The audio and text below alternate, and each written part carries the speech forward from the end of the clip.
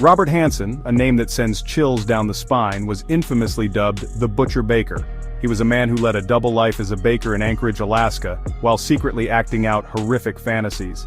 Hansen's chilling tale is a testament to the darkness that can hide behind the facade of normalcy. Over more than a decade, he committed unspeakable crimes, leaving a trail of fear and sorrow. Hansen's heinous acts primarily targeted young women, especially those who were vulnerable and marginalized. He preyed upon these women with calculated precision, using his skills as a hunter to stalk and capture them. His story is not just one of brutality, but also of the resilience of survivors and the tenacity of law enforcement that eventually brought him to justice. The narrative of Robert Hansen is a complex tapestry woven with threads of tragedy, manipulation, and eventual justice.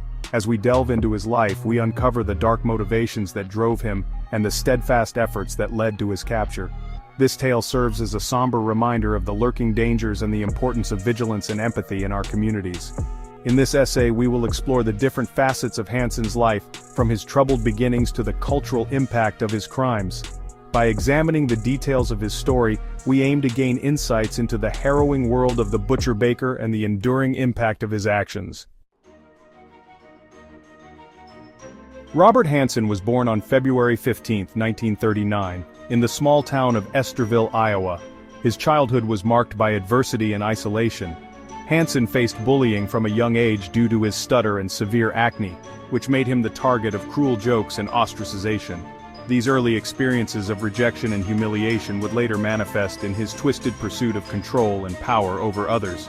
His relationship with his father, a strict and demanding baker, was strained and devoid of warmth.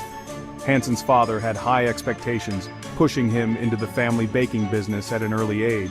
This upbringing fostered a deep-seated resentment within Hansen, which would later become a driving force behind his criminal behavior. By the age of 21, Hansen's rebellion against authority led him to commit his first known crime, burning down a school bus garage, for which he was jailed.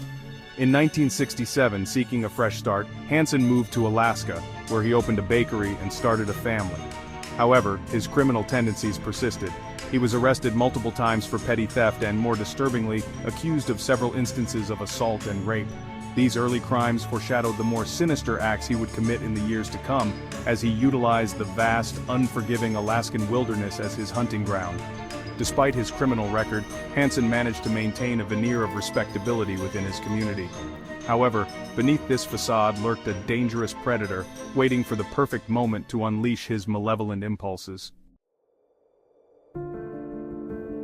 Robert Hansen's criminal activities escalated in the late 1970s, marking the beginning of a terrifying spree of violence and murder. His modus operandi was as chilling as it was methodical. Hansen would frequent Anchorage's seedier areas, targeting women who worked as sex workers or dancers. These women, often far from home and vulnerable, became the unwitting victims of his gruesome hunts. Once he had chosen a target, Hansen would lure them with promises of money, or forcefully abduct them at gunpoint.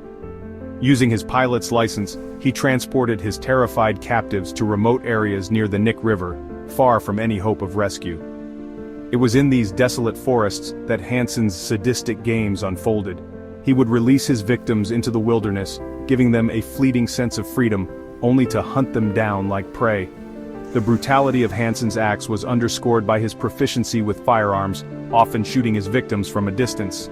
He confessed to the murder of 17 women and the rape of over 30, although the true extent of his crimes may never be fully known. The remains of many of these women were discovered years later, buried in shallow graves marked on a map found in his home, a grim testament to his reign of terror. Hansen's crimes went undetected for years, facilitated by the remote locations and his careful planning. However, his modus operandi would eventually unravel, leading to his ultimate downfall. The chilling details of his hunts shocked the nation and left a lasting scar on the community he had terrorized for so long. The capture of Robert Hansen was a turning point in the investigation that had long baffled authorities. It was the courageous escape of 17-year-old Cindy Paulson in 1983 that finally brought Hansen's atrocities to light. After being abducted and assaulted, Paulson managed to flee while Hansen was momentarily distracted. Her harrowing account, initially dismissed, found a determined listener in Detective Glenn Floth, who believed her story and set the wheels in motion for Hansen's apprehension. A search warrant executed at Hansen's home uncovered a treasure trove of incriminating evidence. Among the items were firearms, a map with marked locations of victims' graves, and a soundproof room where he had imprisoned his victims. Faced with the overwhelming evidence, Hansen confessed to a series of murders, leading authorities to the bodies of 12 women he had buried in the Alaskan wilderness. In February 1984, Robert Hansen was sentenced to 461 years plus life without the possibility of parole. His trial and subsequent conviction brought a sense of closure to the families of his victims and the community he had terrorized. Hansen spent the remainder of his life behind bars, dying of natural causes on August 21, 2014, at the age of 75. The cultural impact of Hansen's crimes has been profound, inspiring films and documentaries that delve into his dark psyche and the chilling reality of his actions. Notable among these is the 2013 film On Frozen Ground, which dramatizes the investigation that led to his capture. Hansen's story serves as a grim reminder of the potential for evil that can lurk beneath a seemingly normal exterior, casting a long shadow over the legacy of the Butcher Baker.